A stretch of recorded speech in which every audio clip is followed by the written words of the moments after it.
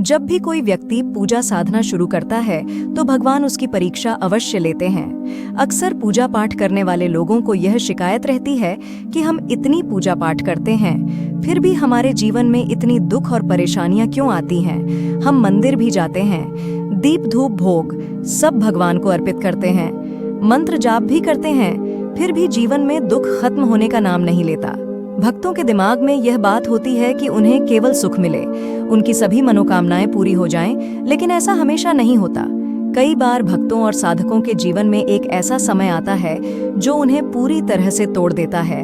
उस समय उनका विश्वास डगमगा जाता है। कुछ भक्त भगवान का नाम तक लेना छोड़ देते हैं और कुछ तो नास्तिक भी हो जाते हैं, क्योंकि वे उन परिस्थितियों को सहन नहीं कर पाते।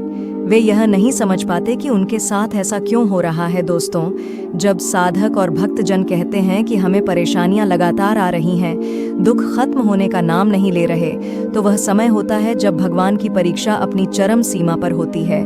उस समय साधक पूरी तरह से टूट जाता है। आज की वीडियो में हम आपको उन संकेतों के बारे में बताएंगे जिनसे आप जान पाएंगे कि भगवान की परीक्षा चरम सीमा पर है। यह अंतिम पड़ाव है जिसे आपको पार करना है, और इस पड़ाव पर अधिकतर साधक हार मान लेते हैं, परीक्षा में फेल भी हो जाते हैं। लेकिन दोस्तों, यही वह समय है जब आपको हार नहीं माननी है।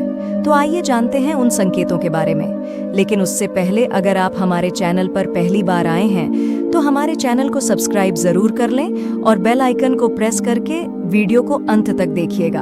और वीडियो पसंद आए तो लाइक और शेयर जरूर करें। आपका लाइक हमें मोटिवेट करता है कि आपके लिए और भी अच्छी वीडियो बनाएं। तो चलिए बिना देरी किए वीडियो में आगे बढ़ते हैं। सबसे पहला संकेत होता है कि जब आपकी परीक्षा चरम सीमा पर पहुंच चुकी होती है तो आपके जीवन में दुख भी चरम सीमा पर होता है। आप सोचते हैं कि इससे ज्यादा दुख और क्या हो सकते हैं। आपकी किस्मत सबसे खराब है। ऐसा इसलिए होता है क्योंकि भगवान द्वारा ली गई परीक्षा का यह अंतिम पड़ाव होता है। जो मनुष्य इस पड़ाव को बिना हार माने तय करता है, उसे आने वाले समय में सुख ही सुख प्राप्त होता है। भगवान की परीक्षा जब अपनी चरम सीमा पर होती है तो दूसरा संकेत यह होता है कि दोस्तों, जब भगवान आपकी परीक्षा लेते हैं तो वे आपका सब कुछ हरण कर सकते हैं। इसका मतलब है कि वे आपको राजा से रंक बना सकते हैं। जैसे कि यदि आपकी नौकरी है तो वह छूट सकती है। अगर आप बिजनेस कर रहे हैं तो आपको हो सकता है मंदी की मार आप पर पड़ सकती है, या फिर आपकी सेहत खराब हो सकती है। बीमारियां आपको और आपके परिवार के सदस्यों को घेर सकती हैं। ऐसे हालात आपकी इष्ट पैदा करके आपके सामने खड़ा कर देंगे कि आप यह सोचने पर विवश हो जाओगे कि यह मेरे साथ हो क्या रहा है।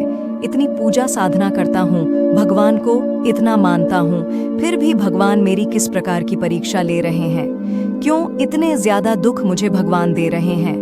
भगवान की परीक्षा के अंतिम पड़ाव पर दूसरा संकेत यह होता है कि भगवान पर से आपका विश्वास पूरी तरह से उठ चुका होता है। आपके जीवन में दुख, कष्ट और परेशानियां इतनी चरम सीमा तक पहुंच चुकी होती हैं कि आपको यह यकीन होने लगता है कि भगवान कुछ नहीं होता। आप सोचते हैं, मैं भगवान को इतना मानती हूँ, उनकी इतनी भक्ति करती हूँ, खुद को उनके लिए समर्पित कर चुकी हूँ, फिर भी मेरे साथ यह सब हो रहा है। दोस्तों, अगर आपके जीवन में ऐसा समय आ गया है तो समझिए कि यह आपके फाइनल एग्जाम का समय है।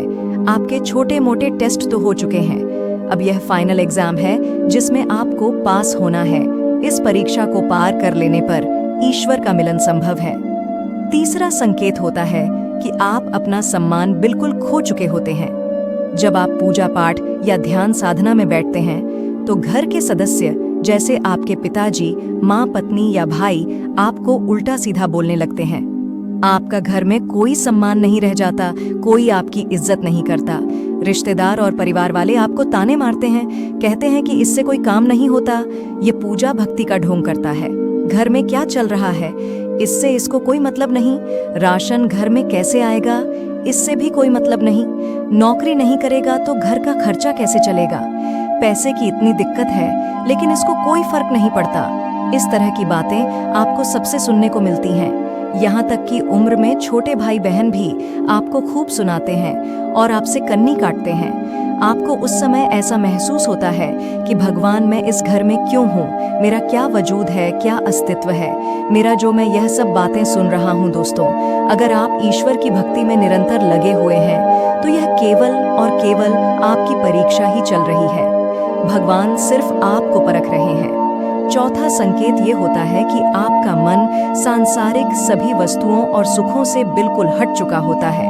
आपको कुछ भी अच्छा नहीं लगता है, चाहे फिर अच्छा भोजन हो या अच्छे कपड़े हों, कुछ अच्छा नहीं लगता है। आप ईश्वर की पूजा साधना इन सांसारिक भौतिक सुखों की प्राप्ति के लिए नहीं करते, बल्कि आपको ईश्वर को पाना होता है। इसके विपरीत कई बार ऐसा भी होता है कि जो भक्त होते हैं वे बुरी तरह परीक्षा से टूट जाते हैं और पूजा पाठ ध्यान करना छोड़ देते हैं। कुछ लोग सोचते हैं कि अब बहुत हो गया, अब मैं और ध्यान में नहीं बैठूंगा, ना ही मैं धूप दीप जलाऊंगा, न पूजा पाठ करूंगा। लेकिन दोस्तों, अगर भूल से भी आपके मन में ऐसे विचार आए तो आप उसी समय परीक्षा में फेल हो जाएंगे। यही असली परीक्षा है। आपको ध्यान साधना नहीं छोड़नी है, पूजा पाठ नहीं छोड़ना है। पांचवा संकेत यह होता है कि आप परीक्षा के इस अंतिम पड़ाव पर पूरी तरह टूट चुके होते हैं। आपको कई बार ऐसा महसूस हो सकता है कि अब तो मेरे जीवन में अंधकार के सिवा कुछ भी नहीं है, मेरा जीवन ही व्यर्थ है, मुझसे तो कोई भी प्रसन्न या खुश नहीं है, कोई मेरा नहीं है, मैं क्यों जी रहा हूँ, मेरा ना कोई काम बन रहा है और न ही मुझे ईश्वर मिले, मैं इस संसार को, अपने परिवार को कुछ नहीं दे सका। इस प्रकार के नकारात्मक विचार आप पर बुरी तरह से हावी हो जाते हैं। लेकिन यहाँ ध्यान रखने की बात यह है कि ऐसे समय में आपको बिल्कुल भी टूटना नहीं है, क्योंकि यह आपकी परीक्षा का अंतिम पड़ाव चल रहा। जब भगवान द्वारा ली जा रही परीक्षा चरम सीमा पर होती है, यह सब मिलाकर भगवान की परीक्षा के अंतिम चरण के 7वें संकेत के बारे में जानना महत्वपूर्ण है। लेकिन आपको यह समझना है कि यह सब ईश्वर की ओर से आपको मजबूती और धैर्य की परख के लिए किया जाता है।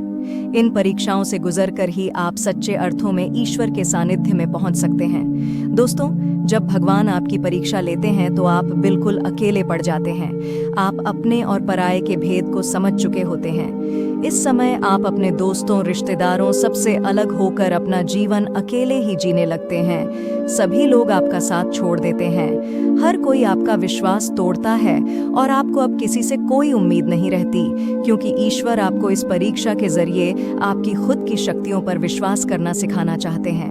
वे चाहते हैं कि आप किसी और पर निर्भर न होकर हर चुनौतियों का अकेले ही सामना करें। तो दोस्तों, अगर आप भी भगवान की परीक्षा के इस अंतिम पड़ाव तक पहुंच गए हैं, जहां आपके जीवन में दुखों की हद पार हो चुकी है, तो बस अब कुछ देर और इंतजार करें। सुख आपसे दूर नहीं है, आपकी परीक्षा बहुत जल्दी ही खत्म होने वाली है। यह नीति आपको आगे बहुत कुछ देगी। जैसा कहा जाता है, जब नीति आपको कुछ देने वाली होती है तो उससे पहले सबको आजमा लेती है। बस आपके साथ भी यही हो रहा है।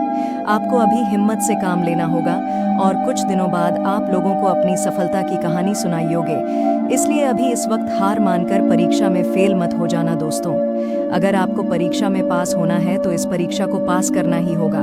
उम्मीद करते हैं कि आपको इस वीडियो से कुछ नया जरूर सीखने को मिला। तो इस प्रकार की वीडियो के लिए हमारे चैनल क्रेजी 4BQ के को